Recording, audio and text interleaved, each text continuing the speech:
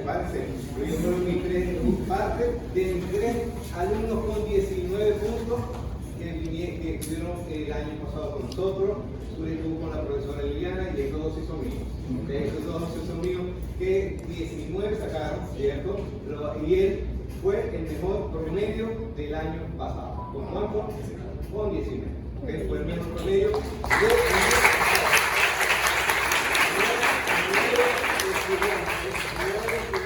que eximieron la materia el año pasado. Así que si se puede, para mí es un honor tener a ellos 3. Esto es un dibujo que es mi forma de explicar esta clase. Prácticamente en mi clase yo la explico de esto. Al explicar esto ya solamente es pasar algunas cosas diapositivas, pero toda la clase, que lo que yo necesito que ustedes aprendan es esto. Después lo que hago es pasar algunas diapositivas. Pero es una clase que es bastante interesante, porque ya hemos hablado varias cositas acá. Ya hemos hablado nuevamente. Vamos a ir haciendo el resumen, porque ya lo que nos queda es puro regulación de la respiración y el taller de espirometría, o la clase especial de espirometría. Hemos hablado entonces de ventilación pulmonar, esa ventilación donde se permite la entrada de aire, entrada y salida de aire a nuestro pulmón. ¿Okay? Simplemente es eso, lo que es la ventilación, donde la principal función que cumplen los pulmones, y en este caso la ventilación pulmonar, es permitir la salida del dióxido de carbono que se ha producido en nuestro cuerpo y permitir la entrada de aire que entre a los pulmones para que pueda ser transportado posteriormente a los tejidos periféricos y sea utilizado para todas las acciones que necesitamos. La ventilación pulmonar forma un ciclo tanto en la parte inspiratoria y expiratoria, que en reposo solamente interviene el músculo del diafragma. Pero que si queremos hacer alguna actividad mayor, ahí va a intervenir tanto la fase inspiratoria y expiratoria, la acción de mucho músculo. Después hablamos que cuando llega ese aire a nivel del alvéolo y genera una presión, que era la presión alveolar, allí va a favorecer ese intercambio y se va a intercambiar. Y que para que se produzca intercambio, que ese intercambio se produce por mediante un proceso que se llama difusión. Y que la primera característica que me va a permitir que se pueda producir esa difusión es la diferencia de presión. Asimismo, además de la diferencia de presión, hablamos que depende también de la solubilidad, depende de la distancia a recorrer, del área de superficie, donde el área transversal de superficie donde se vaya a intercambiar, depende del peso molecular y depende de la temperatura, para que se produzca ese intercambio. Y ese intercambio es, que vamos a intercambiar los gases, de acuerdo a su presión. Vamos de un lugar de mayor presión a un lugar de menor presión. Que a su vez eso va a ser de un lugar de mayor concentración a un lugar de menor concentración. Que cuando hay mayor concentración hay mayor movimiento cinético entre las moléculas, el choque entre ellas, el choque con la superficie, y eso va a producir que aumente la presión y a su vez favorece la difusión. ¿Qué se va a intercambiar? Se va a intercambiar el oxígeno. En ese momento se va a producir intercambio tanto en la membrana alvéolo capilar como el intercambio entre el capilar y el tejido. Se intercambia principalmente oxígeno y dióxido de carbono. Ese intercambio va en direcciones opuestas. El oxígeno va desde el alvéolo al capilar para que pueda continuar su lugar o su lugar final a donde tiene que actuar, que es en los tejidos, y el dióxido de carbono va en dirección opuesta. Como el dióxido de carbono se produce después del metabolismo, de todos los procesos metabólicos a nivel intercelular, se produce dentro de la célula y después el dióxido de carbono se tiene que sacar del cuerpo. Entonces va en dirección de la célula nuevamente hacia el alvéolo. Tiene que pasar por el capilar, tiene que pasar por toda la circulación venosa y tiene que llegar al alvéolo para que se pueda intercambiar. Aquí ya le estoy colocando la parte de los capilares. Ahí voy con la clase de circulación pulmonar. Como ustedes vieron en anatomía, lo reforzaron un poco en fisiología cardiovascular, aquí tenemos dos tipos de circulación. Aquí tenemos una circulación sistémica, que es importante que la tengamos en cuenta para esta clase, circulación sistémica y una circulación pulmonar. La circulación pulmonar es la circulación, lo que podemos llamar menor, la circulación sistémica, la circulación mayor, y la circulación sistémica interviene en ese intercambio de la sangre con los tejidos periféricos. Y la circulación pulmonar es la que va a permitir ese intercambio de la sangre con el alveolo. ¿Okay? Y dependiendo de las presiones, es lo que me va a producir, me va a permitir la difusión y que se pueda transportar ese gas a su destino final. ¿Entendido esto? ¿Sí? Ok. Habíamos dicho, entonces, vamos a ubicarlo acá en este dibujo, ¿sí? Ciertamente, esto es lo que el año pasado. ¿Ok? Cada vez lo voy perfeccionando. Esto es el corazón, lógicamente. Las cuatro cámaras del corazón, aquí yo puedo decir que es aurícula derecha, ventrículo derecho, aurícula izquierda y ventrículo izquierdo. ¿Ok? Comenzamos. Voy a hacer el recorrido de la sangre. ¿Ok? Aurícula derecha, pasa al ventrículo derecho, del ventrículo derecho va a pasar por la arteria pulmonar que se va prácticamente dividiendo para llegar a todos los territorios y llega a su porción más pequeña que es el capilar pulmonar. Y el capilar pulmonar se encuentra con él. Esto es los pulmones, pero esto que estoy jugando aquí no es el corazón. Aquí lo estoy expresando una imagen más grande de un alveolo. ¿Ok? Entonces, el capilar se pone en contacto con su alveolo. Miren cómo tengo alveolo, intersticio y el capilar pulmonar. Aquí pasa, después del capilar pulmonar viene el sistema venoso o las venas pulmonares, que son cuatro. Va por acá, por acá, por acá, pasa detrás de esta arteria y llega a la aurícula izquierda. En la aurícula izquierda, la sangre pasa de la aurícula izquierda al ventrículo izquierdo. Del ventrículo izquierdo pasa a través de la válvula aórtica, pasa por la aorta, circulación sistémica, encuentra con los tejidos periféricos, que esto es el intersticio, pasa del capilar, después de los capilares viene la circulación venosa y todo desemboca a la aurícula derecha mediante las dos principales venas venosas, las dos principales venas, que sería vena cava superior e inferior, que desemboca en la aurícula derecha. En la aurícula izquierda, yo solamente lo que estoy haciendo es una representación, pero aquí llega la aurícula izquierda, pues llegan cuatro venas pulmonares. ¿Okay? Entonces, esto es para que sepamos y nos ubiquemos en cómo está esto. Como vamos a hablar sobre, para que se produzca el transporte del oxígeno desde este lugar hasta este lugar, esa va a ser la dirección. La dirección del transporte del dióxido de carbono va a ser desde acá hasta acá. Pero todo va a depender de la presión. ¿Ok? Comenzamos entonces, ¿dónde podemos comenzar? Okay. Vamos a comenzar desde que sale de la aurícula derecha, llegó la sangre a la aurícula derecha. En la aurícula derecha, ahora lo que vamos a hablar son de presiones, pero de presiones de dos partes, porque es lo que yo tengo que intercambiar y lo que tengo que transportar. Tenemos entonces, vamos a hablar de una presión de oxígeno y una presión de CO2. Es lo que vamos a hablar en este momento. Aquí llega a la aurícula derecha sangre desoxigenada. Esta sangre que ha sido utilizada por todos los tejidos periféricos. La sangre desoxigenada y la sangre oxigenada tiene una presión específica que es lo que va a permitir intercambiarse el difundido. Aquí en la aurícula derecha, vuelvo a preguntar, ¿alguien tiene por si acaso, uno de estos marcadores de otro color? ¿Qué color tiene? ¿Y otro rojo? ¿Podría tener algo rojo? No, ¿tiene rojo? Perfecto. Me lo piden al para que se lo devuelva, me lo lleve. La mala costumbre. El chico allá, el rojo.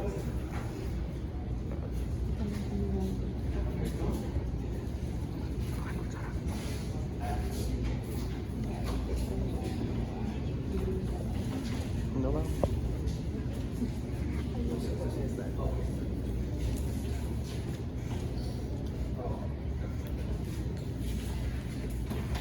Entonces, en la aurícula derecha está llegando sangre que está desoxigenada. Y la sangre desoxigenada, después que se ha utilizado, tiene las dos presiones de los gases son las siguientes. Tenemos una presión de CO2 de 45 y tenemos una presión de oxígeno de 40. Aquí comenzamos. Miren la diferencia de presión. Presión de CO2 45 y presión de oxígeno 40. Cuando pasa la sangre de la aurícula derecha al ventrículo derecho, después del ventrículo derecho pasa por la circulación pulmonar, específicamente por la arteria pulmonar, que es la única arteria que lleva sangre parcialmente desoxigenada y se va a poner en contacto con el alveolo. Aquí comienza todo ese proceso inicial de intercambio para que después se pueda transportar. Les dije en la clase pasada que en el alvéolo teníamos una presión de oxígeno. Una presión de oxígeno que es de ¿cuánto? ¿Presión de oxígeno de cuánto? 104. De 104.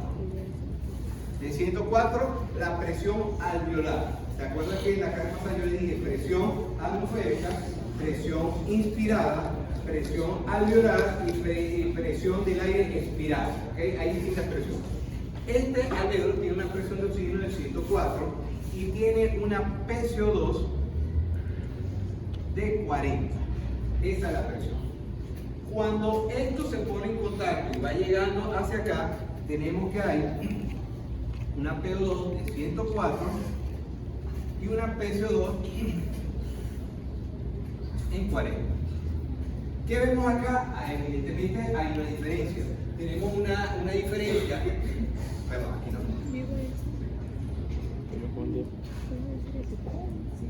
Oh.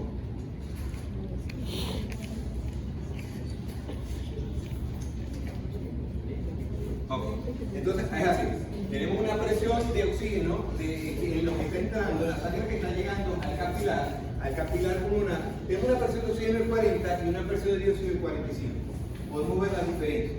Vemos que existe una diferencia de una PO2 de 104 en el alvéolo y en el capilar que está entrando acá, que se está poniendo en contacto de 40, una diferencia de 64. ¿Okay? Y la diferencia de presión del CO2 del alvéolo y del capilar es de ¿cuánto? De 5 milímetros. Esa es la diferencia. Lo que me va a permitir que la diferencia de presión vaya, el oxígeno se intercambie hacia el capilar y el dióxido de carbono vaya hacia el alvéolo, para que mediante la respiración yo pueda sacarlo del cuerpo mediante la expiración. ¿Okay? Durante la inspiración renuevo aire nuevo en el alvéolo, pero en la fase expiratoria es donde yo puedo expulsar el aire que no se intercambió y el aire que se logró intercambiar. Entonces, esto cuando yo voy para acá, se produce este intercambio y sale de aquí sangre oxigenada con las características siguientes. Una PO2, después que se intercambió, una PO2 en 104 y una PCO2 en ¿cuánto? En 40. ¿Ok? Eso se invierte. Entonces aquí tenemos, porque ya aquí se intercambió, se igualó, pasó oxígeno hacia el capilar y el dióxido de carbono pasó hacia el alvéolo. Y sale en el sistema venoso pulmonar, sale la sangre después que se ha intercambiado con una presión mayor de oxígeno, 104, y una presión de dióxido de carbono en 40. ¿Hasta allí vamos bien? Sí. Ok. Entonces esta sangre va para acá, pasa y que por las venas pulmonares y llega a la aurícula izquierda. A la aurícula izquierda entonces llega ¿qué sangre? ¿Cuánto tenemos de PCO2 entonces? 40. ¿Y la PO2 me dicen ustedes qué es? PO2 de 104. Ok. Falso. Sí. Falso. Por la arteria ¿Por bronquial. qué?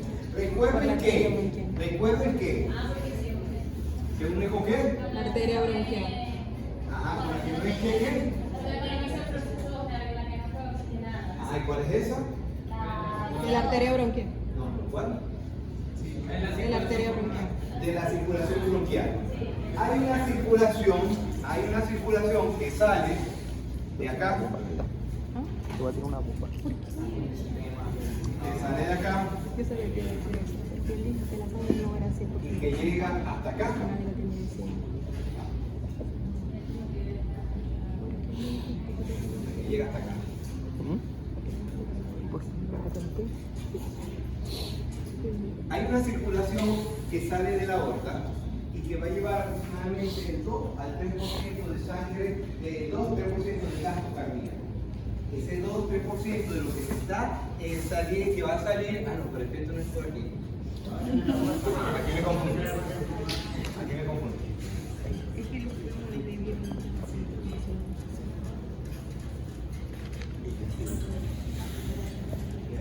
Ok, sale de acá. Tiene que ser. Sale de acá, de la aorta, se pone en contacto con la parte pulmonar y desemboca en las venas pulmonares. Esto se hace. ¿Ok? Ah, pero ya por ese intercambio con esto. Tiene un efecto nutricio. Porque está la circulación bronquial, sale de la aorta, se pone en contacto con el tejido de sostén de los pulmones, las adventicias de los capilares, el tejido de los tabiques, solamente tiene una función nutricional. Va a nutrir, va a dar el apoyo para que puedan funcionar esas células, pero no se intercambian.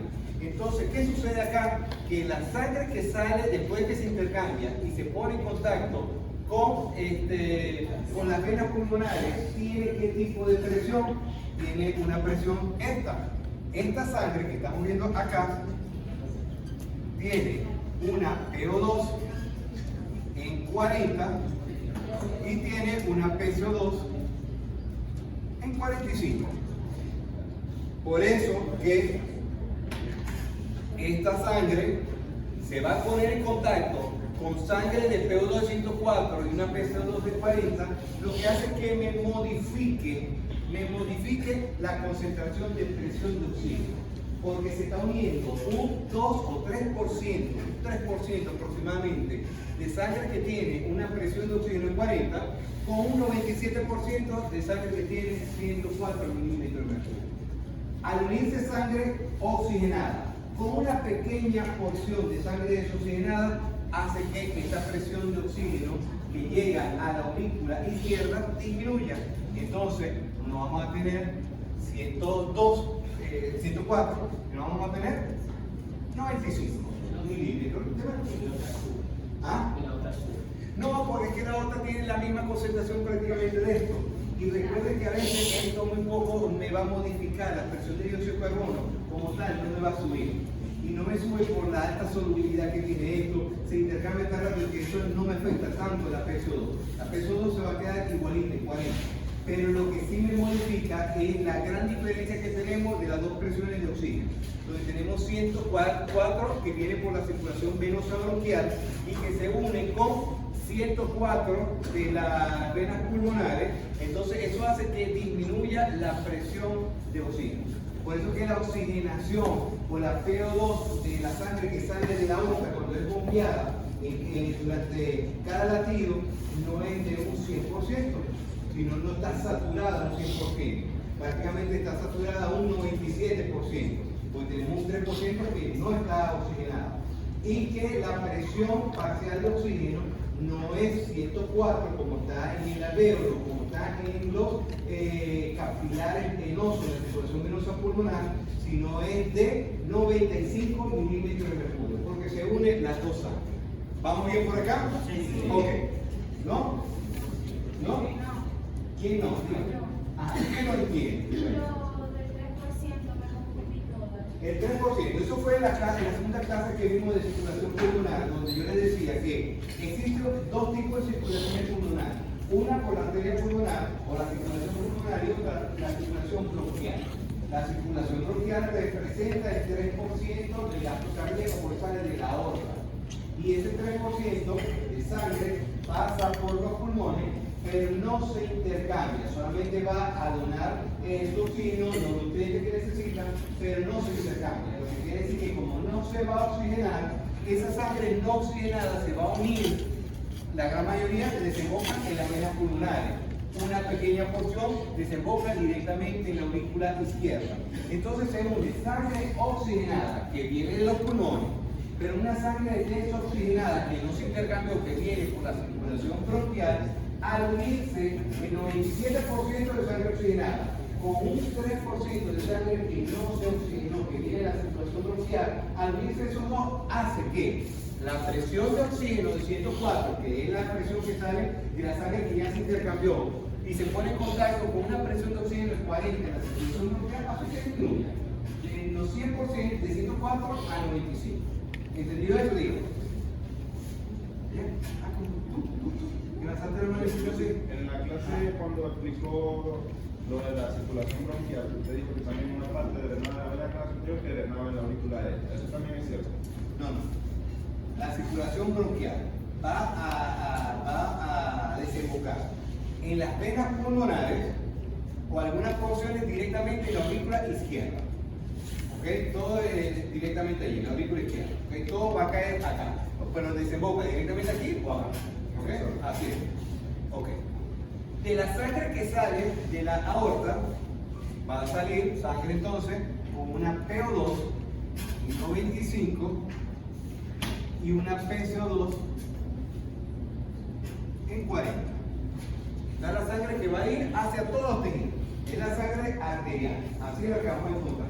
Con un 97% de saturación.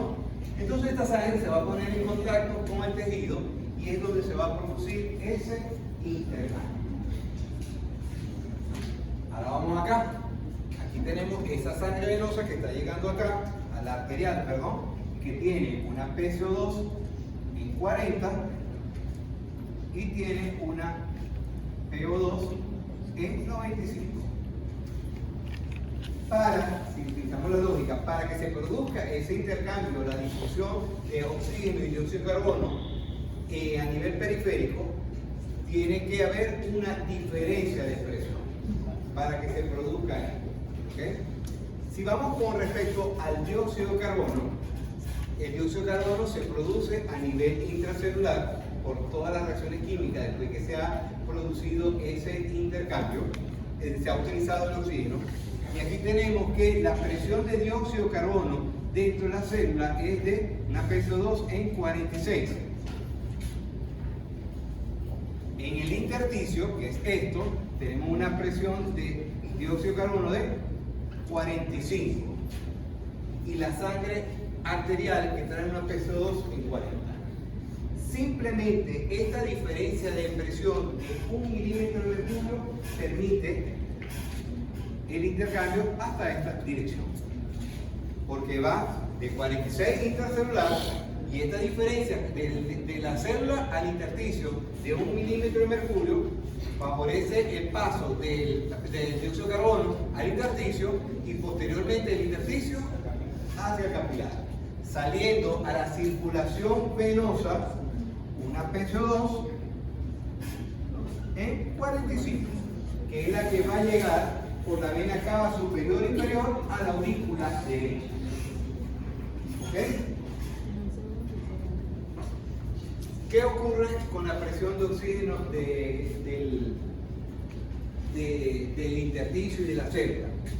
A medida que se esté utilizando mucho el oxígeno a nivel intracelular, la presión de oxígeno va a ir disminuyendo, porque el oxígeno va pasando ciertamente al intersticio y va pasando al interior de las células, pero a medida que se esté utilizando y dependiendo de muchos factores como la circulación, el flujo sanguíneo que hay allí, dependiendo de eso, vamos a tener la presión de oxígeno dentro de la célula y en el intersticio.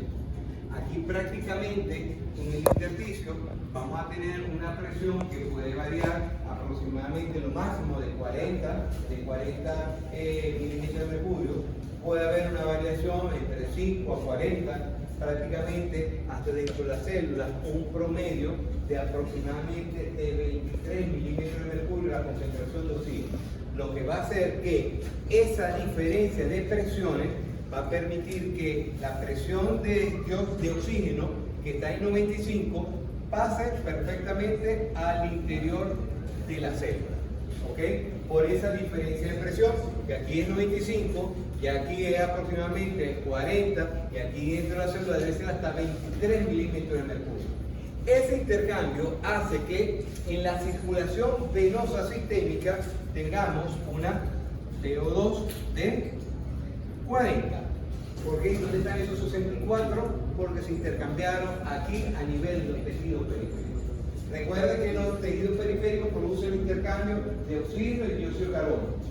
En la célula empieza a recibir todo el oxígeno para que se realicen todas las reacciones químicas, y el resultado de todo eso es dióxido de carbono.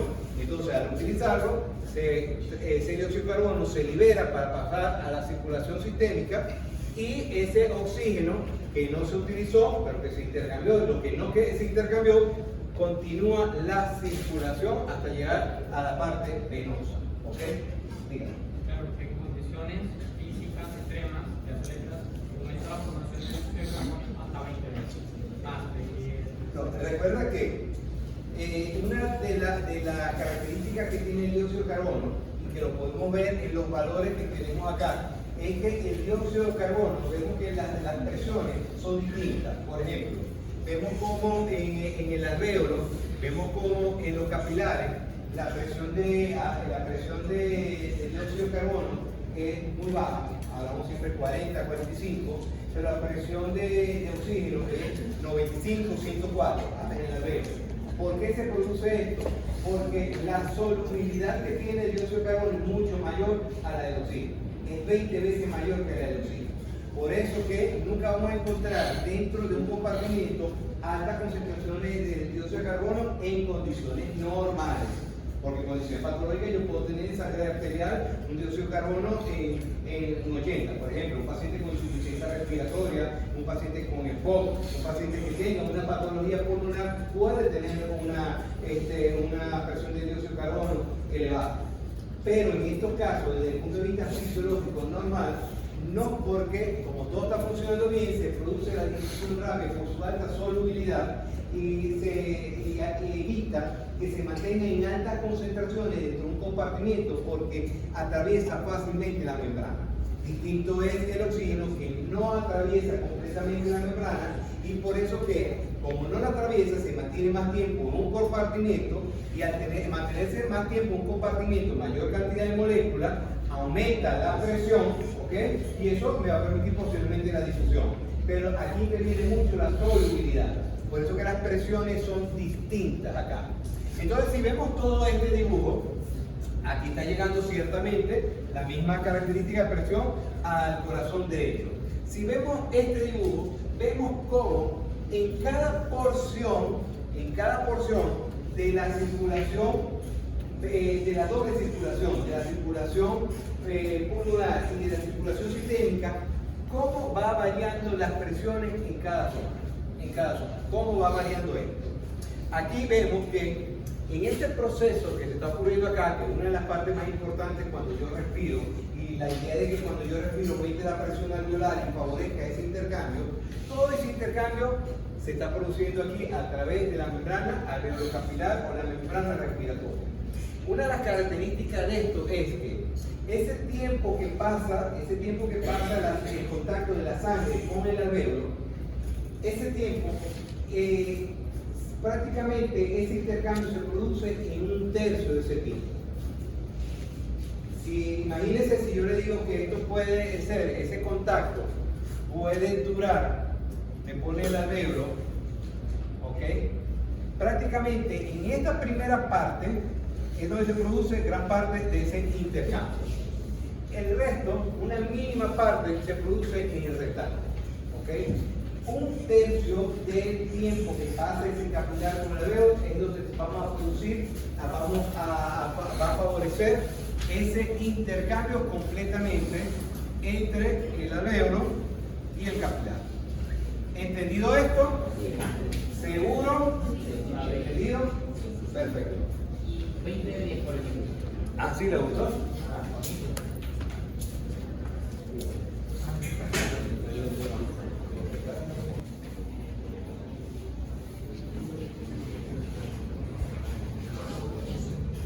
Ok. Entonces, La clase de hoy es de transporte de oxígeno y de dióxido de carbono. Vamos a poner acá.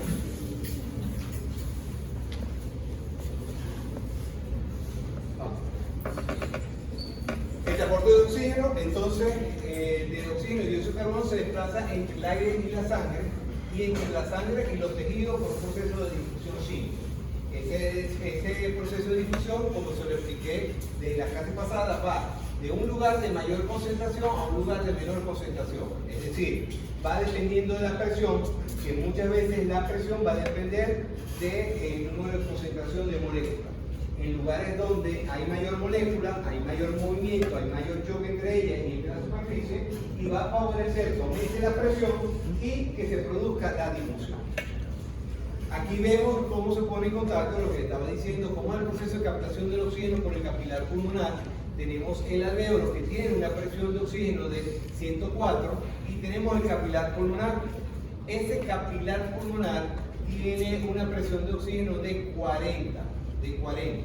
Ese capilar pulmonar, cuando tiene una presión de oxígeno de 40, se pone en contacto con el alvéolo y se modifica a 104 y va por el sistema venoso. Pero aquí se le coloca a usted aquí una aclaratoria que es 95, pero no es, ese 95 es porque llega a 104 de presión de oxígeno a la aurícula derecha, pero como se pone en contacto con las venas pulmonares, en la aurícula izquierda, hay un cambio de la presión de oxígeno de 104 a 95 milímetros de mercurio. Entonces, por la existencia de una diferencia de presión inicial de oxígeno de 64 milímetros de mercurio, hace que se difunda el oxígeno de un lugar de mayor presión a un lugar de menor presión, provocando el ascenso de la presión de oxígeno sanguínea, elevándose hasta un nivel prácticamente igual a la del aire alveolar. Quiere decir que esta presión de oxígeno de 40 llega hasta 104 porque va a igualar la concentración de la presión del alvéolo.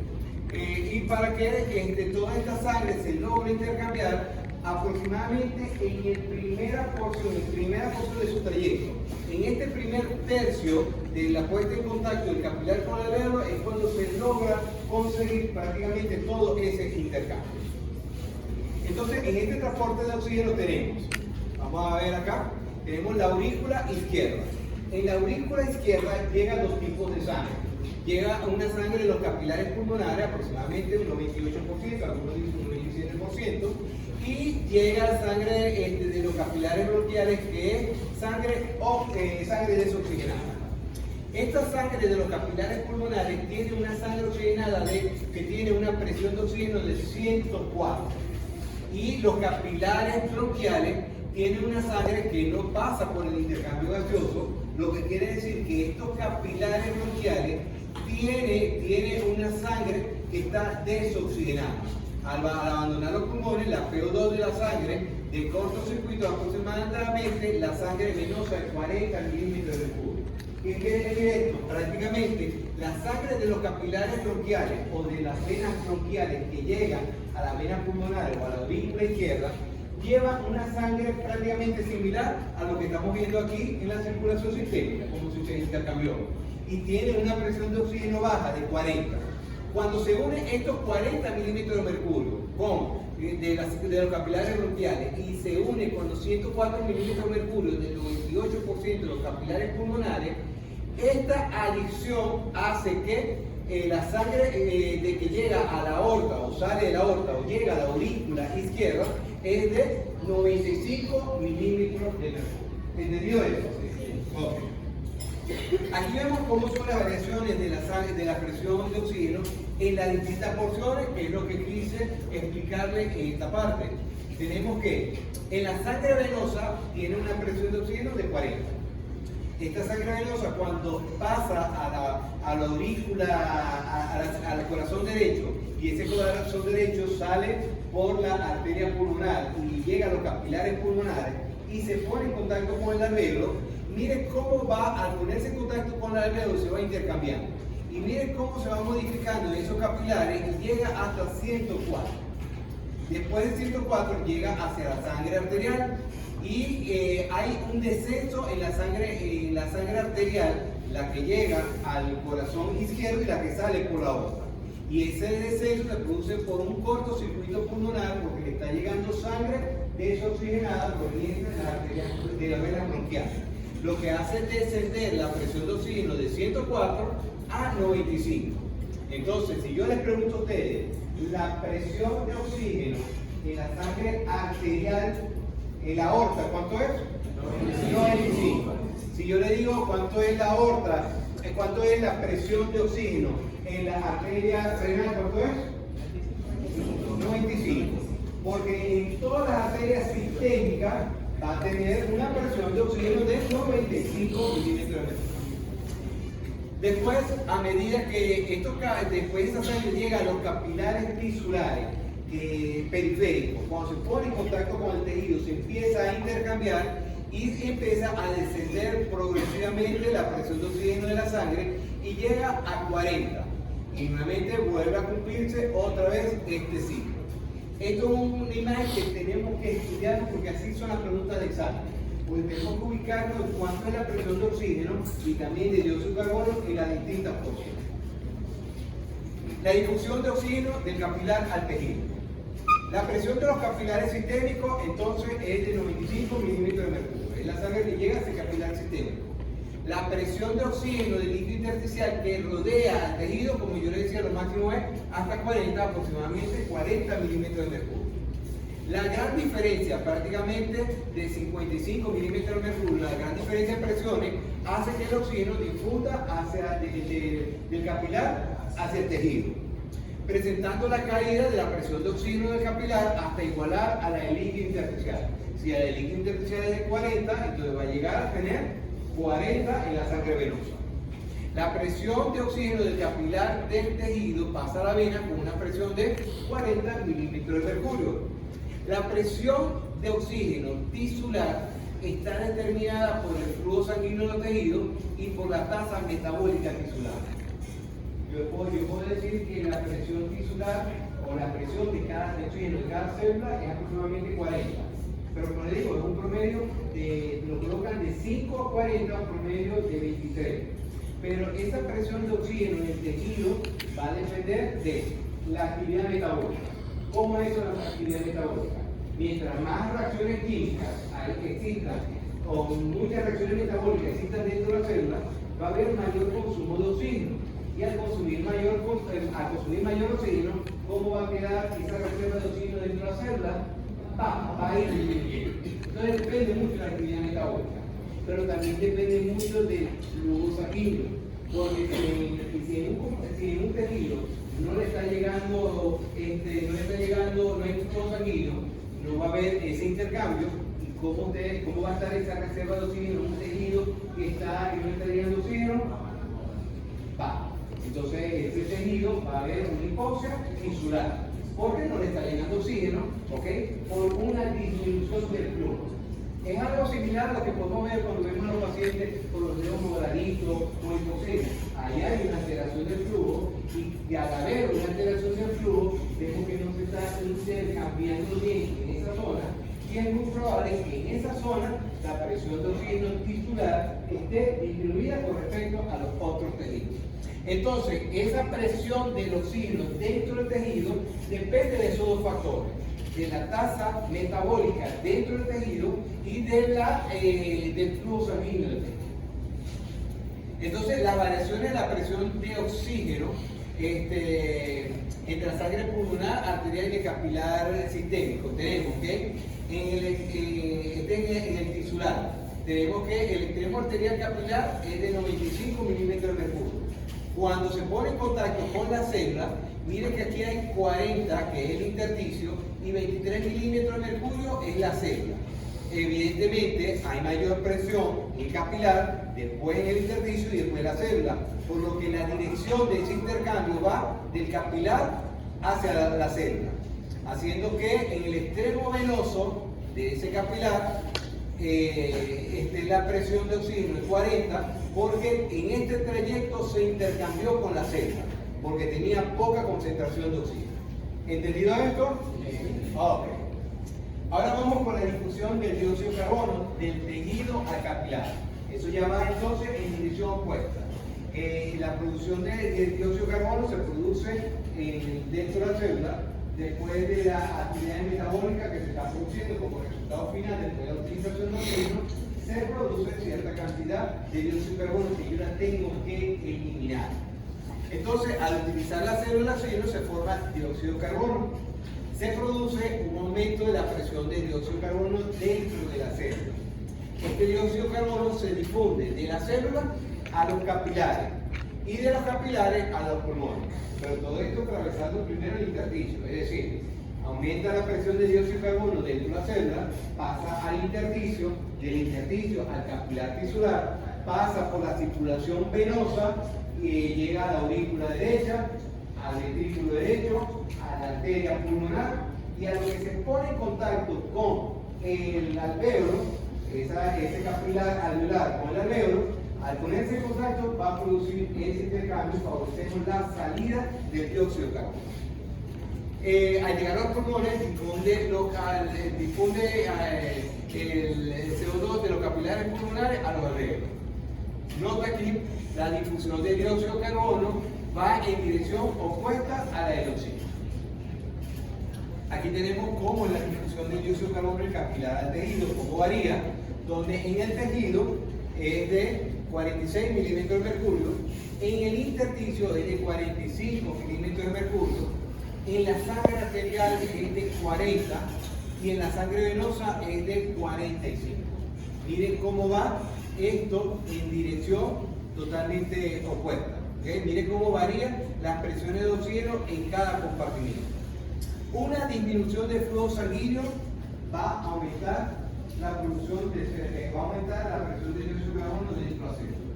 Así como vemos que la disminución del flujo sanguíneo dentro de una célula va a disminuir la presión de oxígeno, me aumenta la producción de dióxido de carbono, me aumenta la concentración. Y asimismo, la tasa metabólica aumenta la presión de dióxido de carbono. Al haber una actividad metabólica aumentada dentro de una célula, la presión de dióxido de carbono aumenta, porque se está produciendo más dióxido de carbono a partir de esa actividad metabólica.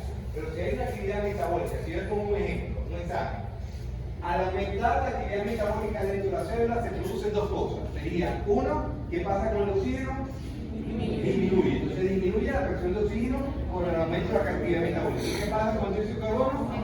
Aumenta. ¿Ok? Vamos entonces al revés con el flujo sanguíneo.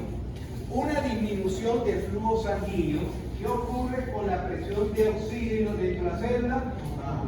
Disminuye, porque no le está aportando más oxígeno ni se está consumiendo que está dentro de la célula. ¿Y qué pasa con la presión de dióxido de carbono cuando hay una disminución del flujo sanguíneo tisular? Aumenta, porque se sigue produciendo su actividad metabólica, pero no se puede intercambiar para transportar y sacarla del tejido. El 97% del oxígeno transportado desde los pulmones a los tejidos se transporta en combinación química con la hemoglobina. Esto con respecto al transporte. El oxígeno en su 97% se transporta ligado a la hemoglobina. ¿Okay? El 3% restante circula disuelto en el agua del plasma y de la célula. O sea que si hablamos cuáles son las formas de transportar el oxígeno, siempre va a ser unido a la hemoglobina en su 97%. Por eso que si yo quiero mejorar el transporte de oxígeno a un paciente, cuando veo que el paciente me llega y dice, le doy el examen y tiene una hemoglobina de 100 miligramos de cilindro, a mí me preocupa eso porque el paciente puede tener hasta síntomas respiratorios, entre tantas cosas. Pero en estos pacientes yo tengo que mejorarle y optimizarle los valores de los niveles de glóbulos rojos en sangre, porque son los que se van a encargar de transportarle el oxígeno que yo les quiero que mejore en ese paciente. Tenemos aquí la curva de disociación de la oxihemoglobina. Esto es una curva que explica gráficamente la afinidad o no de la hemoglobina con el oxígeno. Ya sabemos que el 97% del oxígeno está unido a la hemoglobina. Pero esta curva de disociación me va a explicar en qué condiciones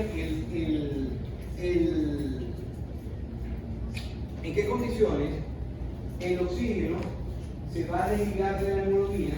¿En qué condiciones no se va a desligar? Hay condiciones fisiológicas que va a hacer que la hemoglobina tenga que liberar el oxígeno, y hay condiciones donde el oxígeno se tiene que ligar fuertemente a la hemoglobina. Entonces eso es lo que explica la disociación o la asociación del oxígeno con la hemoglobina. La hemoglobina se liga al oxígeno según la presión de oxígeno sanguínea. Se denomina porcentaje de saturación de la hemoglobina.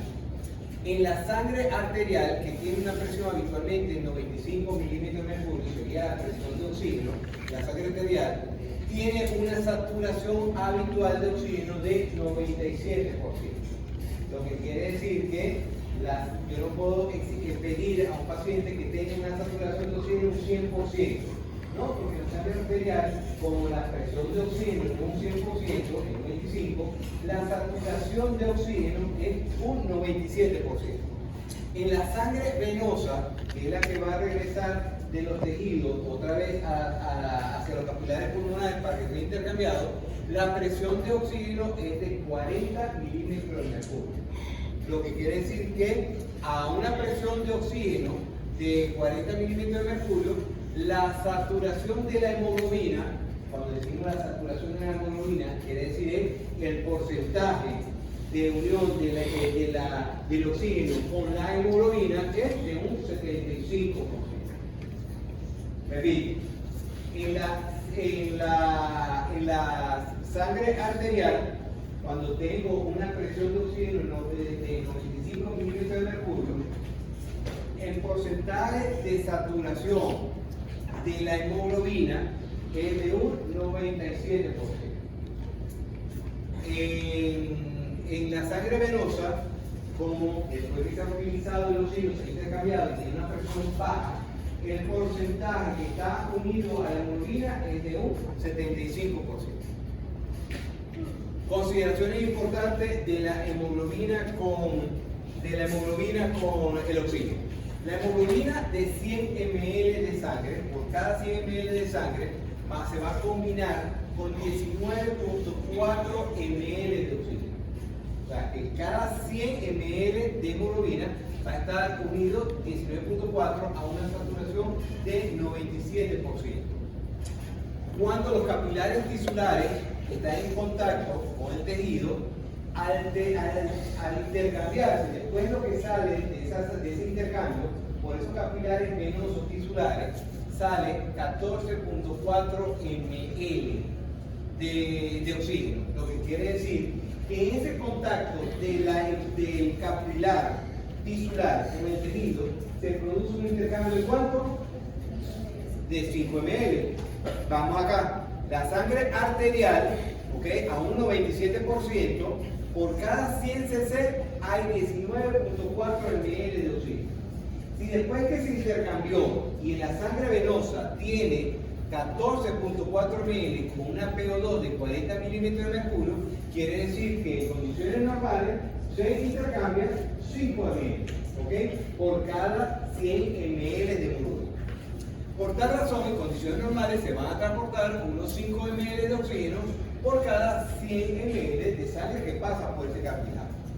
Esto es en condiciones normales de reposo, de lo que estamos haciendo ahorita. Sin embargo, durante el ejercicio vigoroso aumenta el transporte, que puede aumentar el transporte hasta 3 veces lo normal. En condiciones de actividad física, el transporte de oxígeno es máximo y se logra disociar mayor cantidad de oxígeno. Se considera que ese transporte de oxígeno, que normalmente es de 5 ml, que es lo que se disocia, porque estamos hablando de lo que es capaz de liberar a un porcentaje de 19.4 ml de oxígeno, logra liberar en condiciones normales 5 ml. Pero si es un ejercicio extenuante, puede donar de oxígeno 15 ml y prácticamente queda en la sangre venosa entre 4.5 ml en la sangre venosa, cuando necesito mayor aporte de oxígeno. Entonces, la cantidad de oxígeno que pierde su sangre al pasar por los capilares tisulares se denomina coeficiente de utilización. Si yo le pregunto, ¿cuál es el coeficiente de utilización del oxígeno en condiciones normales, 5,5. Porque llamamos o denominamos coeficiente de utilización es la cantidad de oxígeno que logra pasar del capilar al tejido. Entonces, en condiciones normales, el coeficiente de utilización es 5,5. Pero en condiciones de ejercicio, ese coeficiente de utilización puede ser mucho mayor, porque se necesita mayor aporte de oxígeno, hay mayor demanda tisular, hay mayor actividad metabólica, y ese coeficiente de utilización aumenta por los requerimientos a nivel tisular. Entonces, factores que desplazan la curva de disociación de la hemoglobina. Los factores que producen ese desplazamiento de oxígeno hacia la derecha, son aquellos factores que van a permitir que el oxígeno o que la hemoglobina pierda su afinidad por el oxígeno. Que cuando se encuentra esa situación a nivel tisular, la hemoglobina es capaz de liberar el oxígeno para que entre la célula. Eso es, todo ocurre en condiciones normales. La primera condición que vamos a ver en el desplazamiento o la disociación de la oximoglobina o el desplazamiento de esta curva hacia la derecha es el aumento de los iones de hidrógeno, la acidosis respiratoria, el pH bajo, la acidosis metabólica. Todo tipo de acidosis o toda disminución de la cantidad de hidrogeniones me va a permitir el desplazamiento de la curva hacia la derecha. El aumento del CO2, porque el aumentar el CO2 me va a aumentar los iones de hidrógeno y me va a disminuir el pH. Entonces, la disminución del CO2, el aumento del CO2 va a provocar el desplazamiento de la curva de la disociación de la oximoglobina hacia la derecha. El aumento de la temperatura o el aumento del difosfoglicerato o un fosfato, que el 2,3-difosfoglicerato, un fosfato que se encuentra a nivel tisular. Estas cuatro condiciones hacen que esta curva se desplace a la derecha, lo que va a hacer que disminuya la afinidad del oxígeno con la hemoglobina. Permite que a nivel tisular pueda liberar el oxígeno por todas estas condiciones que se están produciendo y vamos a liberar el oxígeno para que sea utilizado y esto posteriormente intercambiado. Entonces, esta curva, toda esta pregunta de examen, todo esto sale en pregunta de examen, va a favorecer el desplazamiento de la curva de disociación hacia el lado derecho. Nuevamente les recalco algo. Cuando yo hablo de esta curva de disociación de la oximoglobina, no es más que una curva que expresa gráficamente la afinidad o no de la hemoglobina con el oxígeno. ¿En qué condiciones el oxígeno pierde su afinidad con la hemoglobina? En estas que estoy nombrando acá. Lo que me hace desplazar la curva hacia el lado derecho. Si yo les pregunto de algo, aquí le estoy colocando el aumento de hidrogeniones, el aumento de CO2, pero bueno, en el examen no se lo vamos a preguntar a la papaya. Yo me puedo ir con la acidosis metabólica y no le voy a nombrar el lugar de hidrogenión. Nunca jamás le voy a nombrar el CO2. Pero en una acidosis metabólica hay un aumento de hidrogeniones, un aumento de CO2, entonces me están hablando de esto. Entonces, esto me desplaza hacia la derecha. Pero no quiere matar. No, lo hago, yo lo hago con mucho cariño. Una pregunta, ese desplazamiento de la curva, ¿verdad?, hacia la derecha, llevaría que, por ejemplo, hacia los tejidos hubiera menos cantidad de oxígeno y se permitiera de manera adecuada. Va a permitir la liberación del oxígeno o la separación del oxígeno con la hemoglobina y va a otorgárselo a los tejidos, a quien lo necesita. Pierde esa afinidad. Recuerden que el 97% de la sangre de la hemoglobina está unida de forma reversible o de forma laxa con el oxígeno. Están unidos los dos. Pero ¿en qué condiciones la hemoglobina va a liberarse del oxígeno? En esas condiciones que yo les estoy hablando. ¿Y qué me afecta en la curva? Que estas condiciones hacen que esa curva me lo desplace hacia la derecha. Hay dos tipos de efectos que vamos a encontrar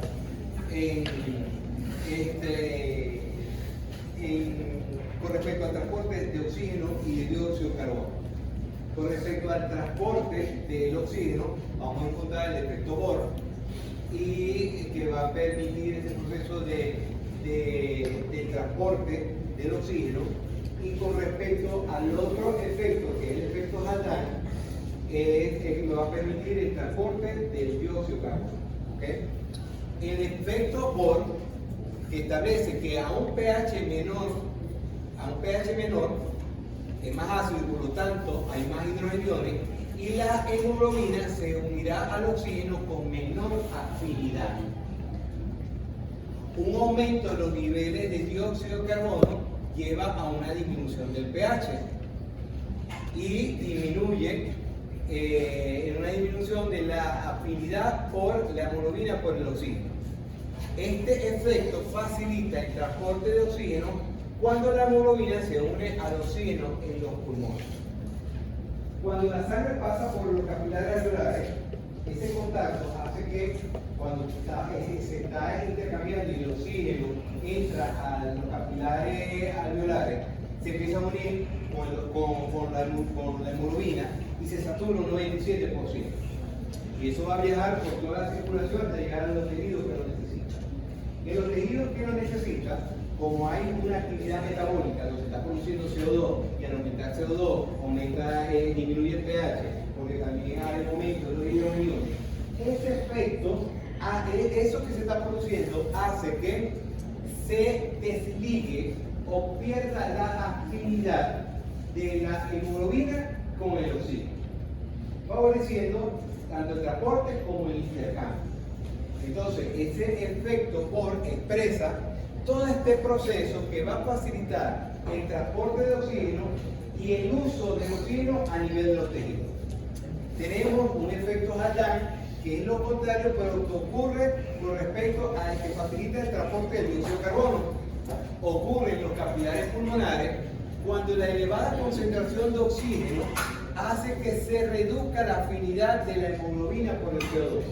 Miren cómo el efecto Bohr es un efecto de desarrollo a nivel tisular periférico, donde el aumento del dióxido de carbono, el aumento de hidrogeniones o la disminución del pH hace que pierda esa afinidad, se separe el oxígeno de la hemoglobina para que pueda ser utilizada por los tejidos. El efecto Haldane, en la elevada concentración de oxígeno, hace que se reduzca la afinidad de la hemoglobina por el dióxido de carbono. Esto desplaza la curva a la izquierda, aumentando la afinidad nuevamente del oxígeno por la hemoglobina hasta 500 veces. ¿Okay? Entonces esto es un efecto contrario, pero el efecto Haldane está en relación con el transporte del dióxido de carbono y el efecto Bohr está en relación con el transporte de oxígeno. Entonces, el efecto Haldane es el resultado de la combinación del oxígeno con la hemoglobina en los pulmones, hace que la hemoglobina se convierta en un ácido más fuerte, desplazando el dióxido de carbono de la sangre al interior de los alveolos. Y es que se tiene que producir, porque entonces este efecto Haldane es lo que va a hacer que a nivel de la membrana, de lo que ocurre entre el alveolo y el capilar, favorezca el desprendimiento de la hemoglobina de su CO2 y atraviese la membrana y pase el CO2 hacia el alveolo. Cuanto más ácida la hemoglobina tiene, menor tendencia a comunicarse con el dióxido de carbono para formar carbamino-hemoglobina, desplazando buena parte del dióxido de carbono en forma de carbamino. Al aumento de la acidez de la hemoglobina hace que se libere un exceso de hidrogeniones y esto a su vez se liga al bicarbonato para formar ácido carbono. Después se disocia en CO2 y agua. Porque una forma de transportar la hemoglobina y los eritrocitos, ellos son caras de transporte. La hemoglobina transporta una cierta cantidad de dióxido de carbono. El eritrocito transporta una cierta cantidad de dióxido de carbono y otra cantidad que va a estar libre. Pero una de las formas como se transporta esto es que se transporta prácticamente dos hidrogeniones, porque el CO2 entra, se une con el agua mediante una anhidrasa carbónica y se disocia y forma hidrogenión y forma bicarbonato. Entonces, como se transporta el hidrógeno y el bicarbonato sale del acero, ¿okay? Por un contratransportador del cloro con el bicarbonato. Del cloro sale el bicarbonato hidrógeno de carbonato está en la sangre. Cuando llega a nivel de la unión alveolo capilar, sale el hidrógeno en presencia se une con el bicarbonato, forma ácido carbónico y en presencia de una anhidrasa carbónica se disocia a CO2 y agua y se libera ese CO2. Doctor, una pregunta. Dígalo. Es bueno, o sea, para que a los tejidos les llegue más oxígeno, que la curva se disocie a la derecha, podríamos decir, en el efecto Bohr. No para que más le llegue el oxígeno. O sea, todos estos son efectos fisiológicos. El efecto Bohr es el que me explica a mí por qué, en qué condiciones normales el oxígeno va a perder su afinidad y va a lograr ese transporte de oxígeno hacia los tejidos. El efecto Adán es lo contrario, ¿ok? Pero al darse el efecto Bohr me va a permitir eso, pero si yo lo hablo en relación con la curva de disociación de la oximoglobina, esta es que es cuando hablamos de desplazamiento, ¿ok? Porque cuando hablamos de desplazamiento yo tengo que hablar de la curva, tengo que hablar de esa curva de la unión del oxígeno con la hemoglobina. Yo necesito que para que el oxígeno sea donado hacia la célula, sea liberado de la hemoglobina, ciertamente la curva se tiene que desplazar hacia la derecha, lo que me explica que pierde la afinidad del oxígeno con la hemoglobina para que sea utilizado. Todo eso es en condiciones normales, ¿ok? Aquí tenemos lo de la diferencia del efecto Bohr, que prácticamente explica todo lo que está ocurriendo a nivel tisular para que la hemoglobina pueda liberar el oxígeno y pueda el oxígeno pasar hacia los tejidos. ¿Y qué es lo que ocurre? El efecto Adán que ocurre en el epitelio respiratorio, en la membrana alveolo-capilar, donde se libera el hidrógeno se une con el bicarbonato, se disocia, pasa OH y el CO2 se intercambia. O sea que el efecto Adán ocurre a nivel de la membrana alveolo-capilar y el efecto Bohr ocurre entre el capilar y el tejido. ¿Ok? El transporte del dióxido de carbono ocurre distinto como ocurre con respecto al oxígeno. Recuerden que el oxígeno es el 97% unido a la hemoglobina y 3% libre. El dióxido de carbono se transporta en promedio de 4 ml de dióxido de carbono de los tejidos a los pulmones por cada 100 ml. Quiere decir que por cada 100 ml, 4 ml es lo que se transporta de oxígeno desde los tejidos a los pulmones. El transporte de oxígeno, de dióxido de carbono, se produce de estas tres maneras. El transporte de dióxido, entonces, en estado disuelto, en la sangre, en forma libre, se transporta el dióxido de carbono en forma de ion bicarbonato y se transporta el dióxido de carbono como combinado con la hemoglobina y proteína plasmática, prácticamente en forma de una carbamilo hemoglobina. Carbamilo es lo que estamos hablando es la unión, porque tú sabes que las proteínas, la hemoglobina y las proteínas tienen los extremos, amino y los extremos carboxilo, ¿okay? Entonces eso se une con la porción del dióxido de carbono y forman lo que es en total, lo que es la carbamilo hemoglobina, ¿okay? Es una forma de transportar el dióxido de carbono. Y esto no es más la explicación de cómo se produce el transporte de dióxido de carbono. Miren cómo está el dióxido de carbono, es la circulación, ¿ok? Esta es la circulación. Aquí se une, pasa el CO2 entra dentro del eritrocito, el CO2 se une con el agua a través de la anhidrasa carbónica, forma ácido carbónico. Este ácido carbónico se disocia y forma bicarbonato y hidrógeno. El hidrógeno se une con la hemoglobina y el bicarbonato sale del eritrocito por un contratransporte con el cloro. Entra cloro y sale el bicarbonato, ¿ok? Y es una forma de transporte. ¿Qué ocurre? Esto ocurre a nivel del capilar tisular. En el capilar pulmonar ocurre lo contrario. Ocurre que en el capilar pulmonar hay un contratransporte que permite la salida de cloro y el bicarbonato. El bicarbonato se une con el hidrógeno, forma ácido carbónico. El ácido carbónico se disocia, forma agua y CO2. Y este CO2 se libera hacia el alveolo. ¿Ok? Estas son las dos cosas que ocurren tanto a nivel tisular como a nivel alveolar con respecto al transporte del dióxido de carbono, dependiendo mucho del bicarbonato. Esto es otra forma, la forma que estamos hablando de cómo se libera el dióxido de carbono. Aquí tenemos que, por ejemplo, aquí el bicarbonato se une con el hidrógeno, forma ácido carbónico, la alianza carbónica libera CO2 y agua y me lo libera. Igualito, esto tenemos el hidrógeno se une con la hemoglobina y también se puede transportar mediante como una proteína completa, como una carabina hemoglobina. Con eso terminamos la clase de hoy.